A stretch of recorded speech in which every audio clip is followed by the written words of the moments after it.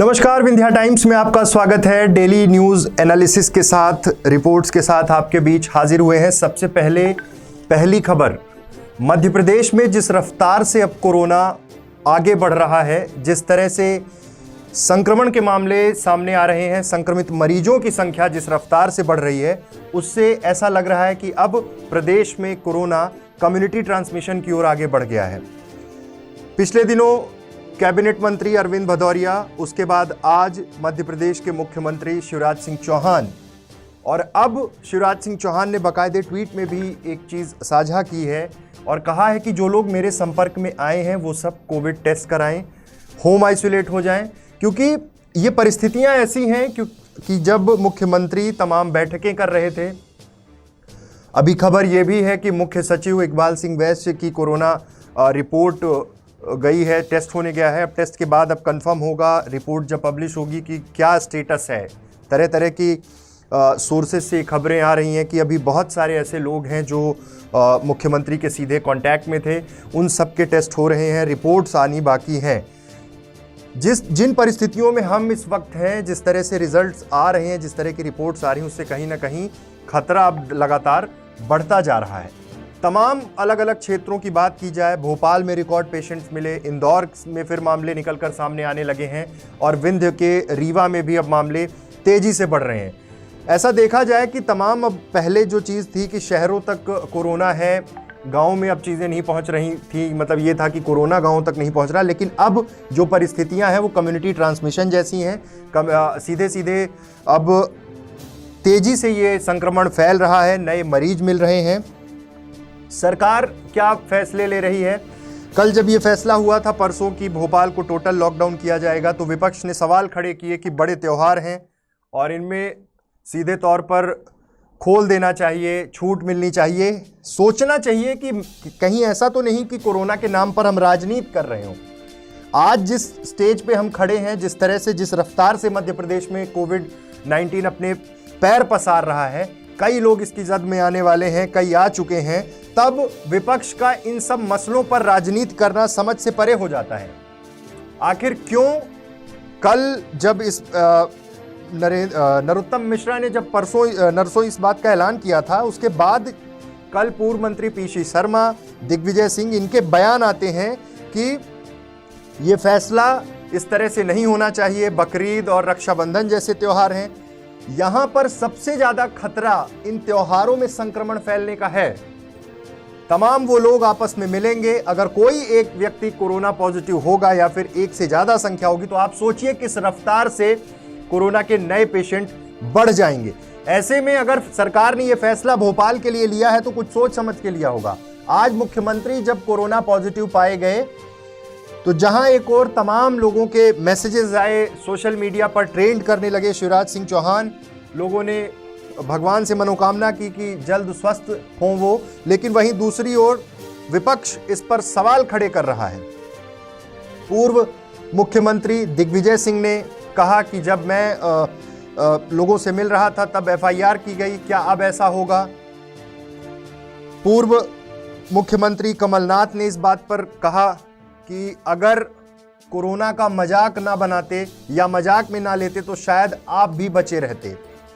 कांग्रेस नेता विवेक तनखा ने कहा कि सामाजिक सुरक्षा के खिलाफ है बीजेपी का ये रवैया। उपचुनावों को लेकर भिंड में, चंबल में जिस तरह की रैलियां चल रही, उसको लेकर भी उन्होंने कहा कि तमाम उपचुनावों को लेकर रैलियां आयोजित हो रही हैं। पिछले दिनों हमने देखा था कि कैबिनेट मंत्री अरविंद भदौरिया जब भोपाल से भिंड पहुंचे थे तो उनका जिस तरह से स्वागत हुआ था, भारी संख्या में भीड़ उमड़ी थी। उन सब चीज़ों के बारे में भी विवेक तनखा का कहना है कि कोरोना के प्रति सरकार का रवैया दर्दनाक और सामाजिक सुरक्षा के खिलाफ है। भाजपा नेताओं को फौरन अपने अभियान और वर्चुअल रैलियों पर रोक लगा देना चाहिए। अब जब मुख्यमंत्री शिवराज सिंह चौहान कोविड-19 पॉजिटिव पाए गए, चिरायू हॉस्पिटल में एडमिट किया गया है, वहां पर अरविंद भदौरिया वहीं एडमिट हैं। इंदौर से सांसद शंकर लालवानी ने अपने आप को आइसोलेट किया है, टेस्ट भी कराया है। खबर ये भी है कि उनके भाई, उनकी भाभी और भतीजी कोरोना पॉजिटिव पाई गई हैं। पिछले दिनों मालिनी गौड़ जो इंदौर से महापौर हैं, वो मिली थी शिवराज सिंह चौहान से। तमाम बड़े नेता भी मिले थे मुख्य सचिव लगातार बैठकें कर रहे थे, उनकी रिपोर्ट पर भी अब देखना होगा कि क्या रिजल्ट आते हैं, क्योंकि कोविड टेस्ट उनका भी किया गया है। तो ये सामुदायिक संक्रमण जैसी स्थिति बन रही है मध्य प्रदेश में। लेकिन अब कोविड-19 पॉजिटिव पाए जाने के बाद, मुख्यमंत्री के पाए जाने के बाद राजनीति भी शुरू हो गई है। तमाम चीजें, तमाम बातें सामने आ रही हैं। विपक्ष का आरोप है कि अगर पहले पूरी तरह से गंभीरता से इस मसले को लिया गया होता तो आज ये परिस्थितियां नहीं होती। लेकिन अभी जो परिस्थितियां हैं, हमें उनके साथ जीना है, क्योंकि जो हालात अब निर्मित हो रहे हैं उससे कहीं ना कहीं आम आदमी के मन में एक डर का भाव उत्पन्न हो रहा है, क्योंकि आंकड़े बड़ी तेजी से बढ़ रहे हैं। सबको इंतजार वैक्सीन का है। अगली खबर, मध्य प्रदेश में एक आदेश जारी हुआ है रीवा के लिए। मध्य प्रदेश राज्य सहकारी निर्वाचन प्राधिकारी का यह आदेश है, और यह आदेश है जिला थोक उपभोक्ता सहकारी भंडार मर्यादित रीवा के प्रत्याशियों के निर्वाचन हेतु कार्यक्रम। एक निर्वाचन कार्यक्रम जारी किया गया है, उसमें बैठक की सूचना, निर्वाचन कार्यक्रम जारी किए जाने की तिथि लिखी गई है 22/7/20। नामांकन पत्र प्रस्तुत किए जाने की तिथि 29 तारीख लिखी गई है। 30 तारीख लिखी गई है कि जांच करना है नामांकन की, और फिर चुनाव की तिथि आ गई है, मतगणना की तिथि आ गई 5 अगस्त। सवाल ये है कि हम जिस दौर में हैं उसमें आखिर ऐसी कौन सी जरूरत आन पड़ी कि भोपाल से एक आदेश जारी होता है मध्य प्रदेश राज्य सहकारी निर्वाचन प्राधिकारी का कि ये चुनाव कराए जाएं जिला थोक उपभोक्ता सहकारी भंडार मर्यादित रीवा। क्यों आखिर ये सब कुछ हो रहा है जब हालात सामने हैं? सरकार को भी बखूबी पता है। अब तो मुख्यमंत्री और तमाम वो अधिकारी कोरोना की जद में आने वाले हैं, तमाम सबके टेस्ट चल रहे हैं, कम्युनिटी ट्रांसमिशन जैसी स्थिति है, और ये हालात आज के नहीं है। पिछले एक हफ्ते का आप डेटा उठा के देखिए, मध्य प्रदेश में संक्रमण किस रफ्तार से बढ़ा। रीवा के इस इलेक्शन का जो ये प्रोग्राम जारी कर दिया गया है जिला थोक उपभोक्ता सहकारी भंडार मर्यादित रीवा का, क्यों किया जा रहा है? आखिर सरकार की मंशा क्या है? जो प्रशासनिक अधिकारी इन चीजों की निगरानी कर रहे हैं। पहले भी देखा गया, कई विधायक कोविड-19 पॉजिटिव पाए गए, मंत्रालय तक कोरोना पहुंचा। जिले की स्थिति देखिए, शहरों में किस तरह से पेशेंट मिल रहे हैं। 10-10, 15-15 की संख्या में रीवा शहर में पेशेंट मिल रहे हैं। कल 17, आज भी 10 के ऊपर की संख्या। लेकिन हम या हमारा प्रशासन किस दिशा में काम कर रहा है, यह जानना बेहद महत्वपूर्ण हो जाता है। भोपाल से एक आदेश जारी होता है जिसमें बाकायदे निर्वाचन का कार्यक्रम है। मध्य प्रदेश राज्य सहकारी निर्वाचन प्राधिकारी भोपाल मनीष श्रीवास्तव का यह आदेश है। यह आदेश क्यों जारी किया गया?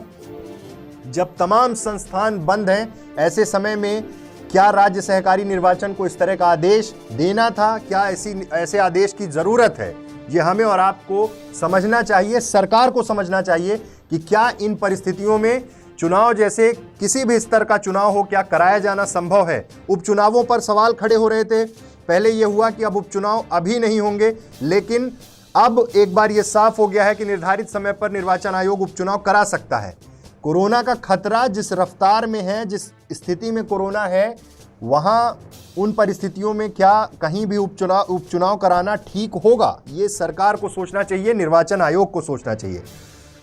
रीवा में आज टोटल लॉकडाउन है। आज और कल शनिवार और रविवार का समय था। आज लॉकडाउन में जबरदस्त चेकिंग चल रही थी। एक चेक पॉइंट पे डॉक्टर और पुलिस कर्मियों की बहस भी हुई। डॉक्टर्स हमारे कोरोना वॉरियर्स, पुलिस भी हमारे कोरोना वॉरियर्स हैं, लेकिन ऐसे में ये जो चेकिंग का मॉड्यूल है उसमें भी कई बार सोशल डिस्टेंसिंग का उल्लंघन होता है। पास खड़े होते हैं, कौन कहां से आ रहा है, चालान की कार्रवाई शुरू हो जाती है। चालान करना, लोगों को समझाइश देना ठीक है, लेकिन डॉक्टर्स के साथ पुलिसकर्मियों का जो आज वो व्यवहार था, डॉक्टर ने खुद इस बारे में अपना पक्ष रखा है कि वो क्लिनिक जा रहे थे, पेशेंट को देखना था, लेकिन वहाँ बहुत देर तक खड़ा किया गया, उन्हें प्रोटोकॉल समझाए गए, जबकि वो डॉक्टर खुद इतने अवेयर होकर लोगों को कोरोना से बचने के लिए समझाइश देने की बात करते हैं। पुलिस को ये सोचना चाहिए कि आखिर किस तरह का व्यवहार और किस तरह से इस पूरी प्रक्रिया को, कोर्स ऑफ एक्शन को सामने लाना है, आम जन को असुविधा ना हो। लेकिन फिलहाल जो परिस्थितियां हैं वो यही हैं कि हमें आपको सुरक्षित रहना है। जिस रफ्तार से अब कोरोना अपना पैर पसार रहा है, उससे कहीं ना कहीं अब संक्रमण का खतरा तेजी से बढ़ रहा है। तो ये थी दिन भर की आज डेली न्यूज रिपोर्ट। ऐसी तमाम रिपोर्ट्स के लिए, खबरों के लिए आप बने रहिए विंध्या टाइम्स के साथ। बहुत बहुत धन्यवाद।